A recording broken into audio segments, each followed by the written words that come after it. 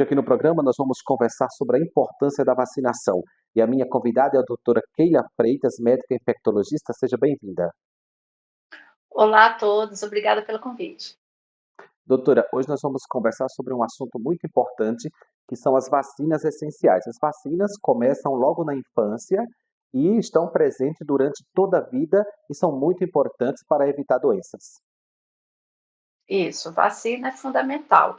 É uma das grandes conquistas da ciência, né, da medicina, e graças a ela conseguimos controlar ou até mesmo erradicar diversas doenças. É sempre bom lembrar que a vacina, quando ela não protege completamente e a pessoa não tem aquela infecção, a vacina pelo menos evita quadros graves daquela doença. Então, às vezes, a pessoa se vacina, ela acaba tendo aquela infecção, mas ela definitivamente tem um quadro mais leve do que ela teria se não tivesse se vacinado, prevenindo inúmeras mortes.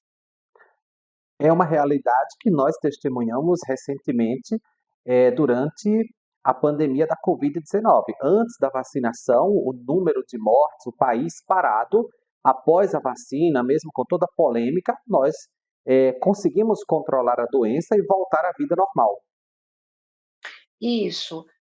Não adianta a gente tentar se enganar ou dar outra desculpa, porque o que realmente, possibilitou controlar a pandemia da Covid-19 e reduzir em muito aqueles quadros dramáticos de morte, foi a vacinação em massa do mundo todo. A gente vê hoje que o vírus ele não parou de circular, ele segue circulando, mas em quantidade muito menor, ou seja, o número de casos diminuiu muito, e mesmo os casos que necessitam internação não são mais aqueles casos graves que a gente via antes da vacinação e salvo raríssimos casos. Mesmo pessoas que têm algum problema de imunidade mais baixa, que a resposta à vacina não é igual, não tem um quadro tão grave como que tinha antes, como a gente via antes de ter a vacina. E quando ainda acontece de alguma ou outra pessoa ter um quadro mais grave de Covid, a gente vê que é uma pessoa que infelizmente acabou não se vacinando por opção, por N motivos, mas aí não se vacinou e quando pega Covid pode ter quadros mais graves, igual a gente via antes da era da vacinação da Covid. Sobre a segurança, sempre alguém vai questionar, vai citar um estudo. Obviamente que foi uma vacina desenvolvida num curto período, e nenhum medicamento em si é 100% seguro, né, doutora? Pode existir efeitos colaterais, pode existir alguma complicação, mas colocando risco e benefício em discussão, o benefício é muito maior do que o risco. A vacina, ela não foi produzida num tempo tão curto assim, porque na verdade ela já estava se desenvolvendo para o vírus parecido com o SARS-CoV-2, que já tinha tido outros surtos, não a pandemia que foi o SARS-CoV-2, mas já estava se desenvolvendo ali vacinas nesse sentido, e o que aconteceu foi a junção dessas duas questões, um caminho que já estava sendo trilhado desde anos antes e o esforço mundial em prol de um objetivo único, que era desenvolver em mais rápido possível essa vacina. Mas é óbvio que existem ritos científicos ali, passos científicos que eles precisam ser cumpridos e eles foram cumpridos. Por isso que não é uma coisa do dia para a noite. Por isso, e cada vacina é diferente, cada doença é diferente, não é para menos que ainda não se tem vacina para o vírus HIV, por exemplo, e já se tem a vacina para a Covid-19, porque são vírus totalmente distintos. É, então, isso realmente acontece.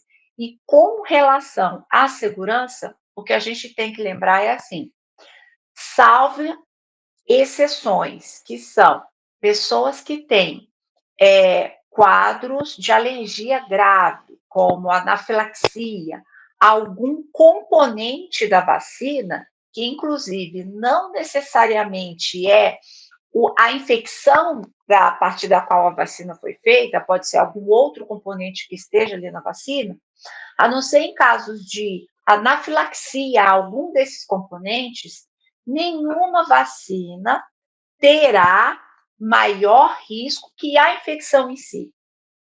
Daí que mesmo vacinas que têm as suas orientações de risco para se tomar, por exemplo, a vacina da febre amarela, que é uma vacina de vírus vivo, enfraquecido, a gente não, normalmente a gente não administra nem em idosos, nem em gestantes, nem pessoas imunodeprimidas. Mas em situações de surto, ou seja, em situações onde o risco de se ter contato com o vírus da febre amarela na selvagem, né, na vida, é muito grande, tem que se pesar vacinar mesmo casos como idosos, casos como gestantes. Portanto, sempre a vacina que está em uso, por exemplo, aqui no Brasil, que a gente tem todos os órgãos de controle, então tudo que está à disposição para ser usado aqui, ele já passou por todos os passos de segurança, então seguro é. E aí o que resta é isso, a não ser esses casos de alergia grave a algum componente vacinal, a vacina sempre vai ser mais segura que a própria infecção. Então, se você falar, por exemplo, a vacina da Covid pode dar uma trombose, por exemplo. A Covid-19 tem muito mais chance de dar trombose que a vacina. Falar, a vacina da Covid pode dar Guillain-Barré. Qualquer quadro infeccioso, não só Covid-19, qualquer infecção pode dar um quadro de Guillain-Barré, que é um tipo de complicação autoimune, na qual o corpo acaba tendo essa reação ao infecção, seja vírus, bactéria ou algum componente vacinal, porque tanto qualquer vacina quanto várias infecções pode dar este quadro.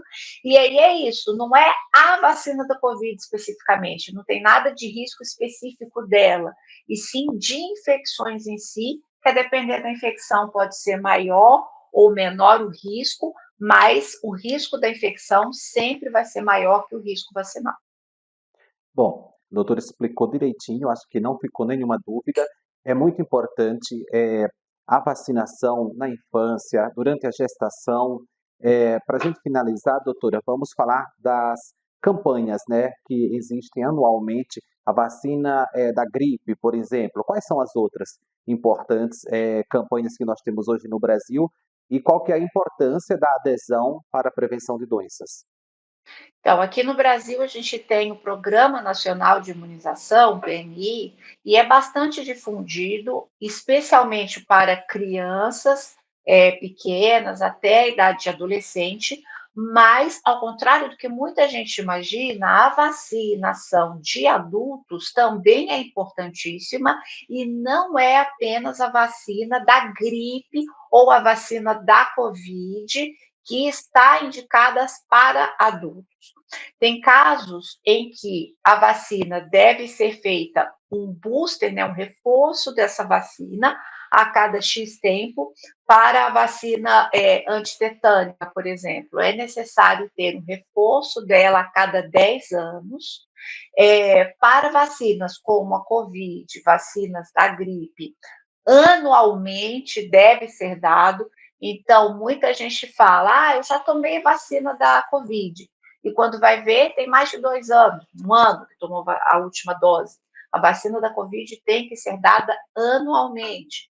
Outras situações, como vacinas para pneumonia, vacinas para meningite, pessoas a depender de comorbidades ou da idade, por exemplo, idosos, tem indicações específicas para tomar essas vacinas também, e outras vacinas, como, por exemplo, vacina para hepatite B, vacina para o herpes zoster, também são oferecidas para pessoas em várias situações, adultos, para gestantes também, como a própria antitetânica, não só antitetânica, a tríplice bacteriana, que deve ser administrado para todas as gestantes, em cada gestação, atualizar a vacinação, como, por exemplo, a vacina para hepatite B,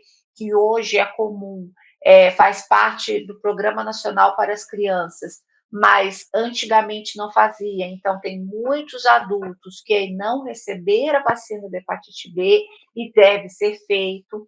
E outras vacinas de infecções que muitas vezes a gente tem contato quando criança, mas que às vezes não tem esse contato. E aí é interessante, sim, receber essa vacina, pois caso tenha essas doenças na vida adulta, como sarampo, cachumba, rubéola, tem maior risco de ter complicações. Por mais que criança também possa ter complicação, mas se o adulto pega esse tipo de infecção, tem ainda mais chance de ter complicação, e não tem porquê, pois a vacina está aí, está disponível para todos, é só fazer o exame de sangue para confirmar se teve ou não contato com essas infecções, e caso não tenha tido, não tenha anticorpos protetores, deve se vacinar.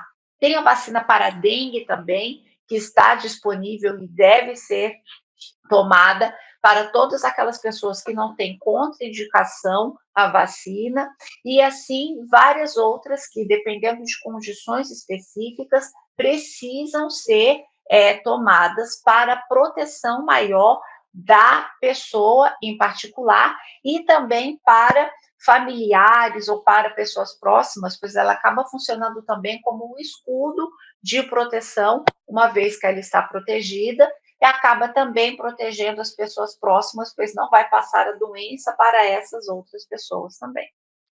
Perfeito, doutora. Muito obrigado pelas informações. Volte outras vezes para tirar nossas dúvidas. Com certeza. Até a próxima. Obrigada. Muito obrigado você também pela companhia.